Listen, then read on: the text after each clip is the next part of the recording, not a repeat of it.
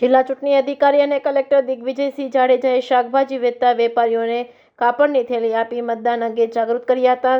લોકશાહીના પર્વમાં દરેક મતદાર સહભાગી બની લોકશાહીનો પાયો મજબૂત બનાવે તે માટે લોકોને અવશ્ય મતદાન કરવા અપીલ સાથેના સંદેશા આપવામાં આવી રહ્યા છે. ત્યારે ગીર સોમનાથ જિલ્લાના ચૂંટણી અધિકારી અને જિલ્લા કલેક્ટર દિગ્વિજય જાડેજા દ્વારા મતદાન જાગૃતિના સંદેશા માટે નવતર પ્રયોગ કરી વેરાવળ શાક માર્કેટ ખાતેના વેપારીઓને કાપડની થેલીઓનું વિતરણ કરવામાં આવ્યું હતું. જિલ્લા કલેક્ટરે જણાવ્યું હતું કે આગામી સમયમાં લોકસભાની ચૂંટણી નિર્ભરતાપૂર્વક અને મુક્ત તથા ન્યાયી વાતાવરણમાં યોજાય તે માટે જિલ્લા ચૂંટણી તંત્ર દ્વારા વિવિધ પ્રવૃત્તિઓ દ્વારા લોકોમાં મતદાન અંગે જાગૃતિ આવે તે માટે પ્રયાસો કરવામાં આવી રહ્યા છે.